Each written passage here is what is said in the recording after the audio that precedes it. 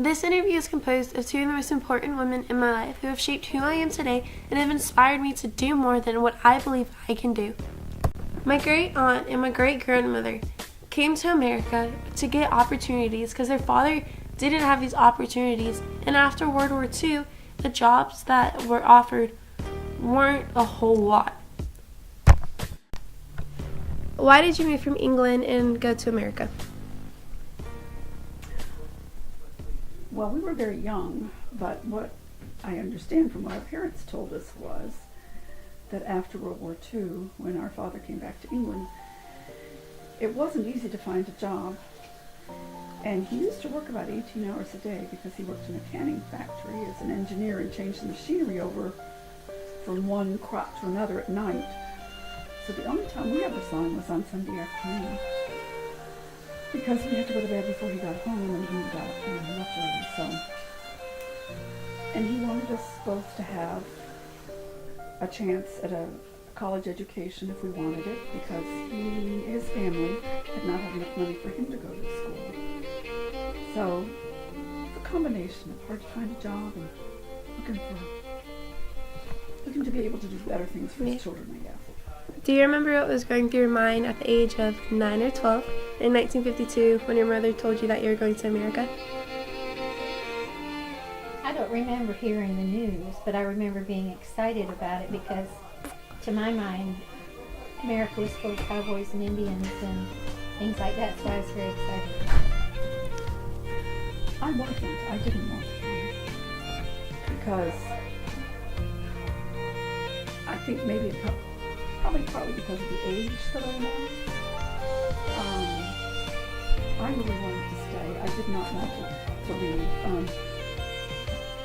Some of the things that we had heard about America and the war were kind of negative towards American involvement, even though they did a great deal. But there was something we waited a long time to get involved. What do you believe America had to offer that England didn't? What did England have to offer that America didn't? Familiarity, his home. Yeah. In 1952, do you remember how your life and opportunities changed whenever you came to America from your, afterwards, for a little bit? It changed because, we lived in a little tiny house, and we weren't used to the heat in the summertime. We were really, really miserably hot, and we weren't used to the cold and the snow in the wintertime, so it was extremes of heat and cold that we weren't used to. How sweet everything was. Yeah. Because cakes in England only have the thinnest layer of frosting just on the top. And to see cakes with thick frosting all around the sides, and to Made be able with Crisco, just because I remember that. Cupcakes with huge frosting. and have chocolate and candy, because it was still rational when we left England, so it was a rare treat. And fruit. Lots of different fruits, yeah. And I think when we got to school, partly because we didn't have uniforms, so that people expressed themselves more in how they dressed.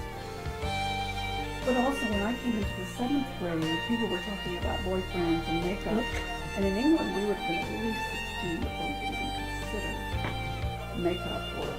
How about from America? What traits did you pick up or habits? Chewing gum, because we never had gum before.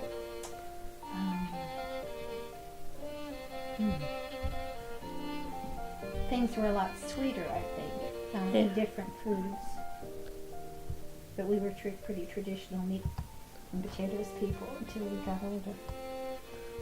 We also went from wearing school uniforms to wearing our own clothes to school.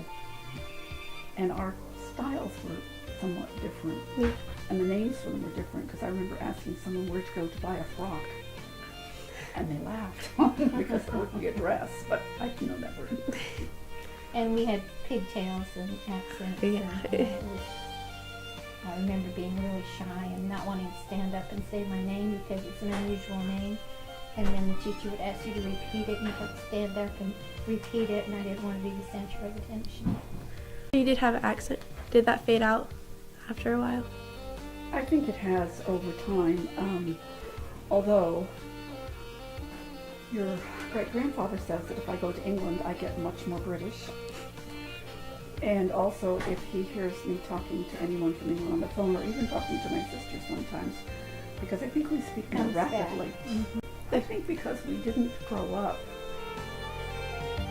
in an area or in a part of the world, and the small part we lived in a small county, we didn't know anything about racial prejudice, and that was a real shock when we came. And I think maybe in some ways I'm more open to different people and different ideas, perhaps because we didn't grow up with that kind of division. Mm-hmm. Do you pass down any of the traits to like Abuelo or Anathea or your children? Well, one of my daughters is still a tea drinker, and they still like British comedy and British authors and that sort of thing. And I think ours are a pretty open group, Yeah. and certainly because, just as everybody does, they ate what we knew to cook when we grew up, so yes, they...